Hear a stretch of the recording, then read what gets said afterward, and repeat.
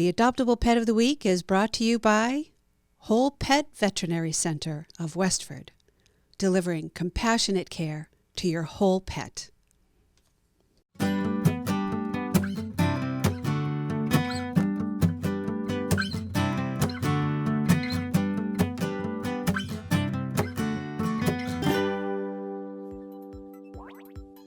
Hello, today is Eugene time. This is Eugene. He's about 6 years old. He has been neutered and he's got all the shots. He's microchipped. He came in the classic older woman had to go into assisted living as far as I know and could not take him with him. He spent quite a bit of time in the back. He's been here since the beginning of June, so he's been here about 5 months. And we don't know anything about the hair loss. He does have a little bit of hair loss. They did all the blood work. Nothing seems to have showed up, so I think it is what it is, and what you see is what you get. He is actually quite a sweet cat. From what I understand, he actually did live with smaller children, and he seems to have done pretty well with smaller children. He does have a little bit of an eating issue. I do think they might want to have a vet reference. We're not really sure, but I think basically the idea is he's got a sensitive stomach. So he does get ID, which is for sensitive stomachs. He's not had an issue since we figured that out. He's been eating it quite well for the past several months. Not an issue in that department. Might be a little bit of an expense, but I think it's one of those things that if you did adopt him, you might be able to transition him to a food that you find more comfortable, and just keep an eye on it just to make sure he doesn't have any ill effects from it. But it could be changed, but at the point we're at now, we do give him Science Diet ID, like I said, which is for sensitive stomachs, and he's 6 years old. Apparently one of the things he does not like, which I found kind of interesting, is he's not really a fan of fireworks. So I think for the 4th of July, you may want to find a nice quiet place for him. I've never really heard of a cat not liking fireworks. I've had several dogs that would prefer not to have fireworks. I'm sure we all have. But yeah, he just does not like loud noises.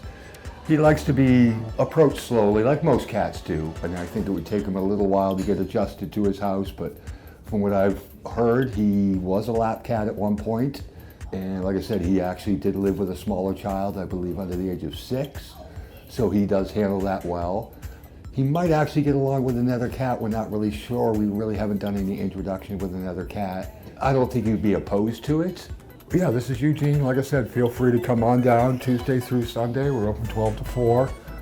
And you can meet him if you wish. Fill out an application if you're here. If not, you can go online, lowellhumanesociety.org, and scroll through. They have an Adoptable pet page. Feel free to look that up. Or you can call us, like I said, 978-452-7781, and talk to an adoption counselor or staff member, and they can run you through the process, and they could discuss and go through any other facts that they have about him. But as far as I know, he is a pretty sweet cat. He just has a little bit of a sensitive stomach, so there's nothing wrong with that. And like I said, the food he eats really well. Quite litter box trained and everything, the usual. But like I said, he's ready to go. He's been here for 5 months, so he's looking for that, I would say, forever home, but that's kind of corny. But he's looking for a home.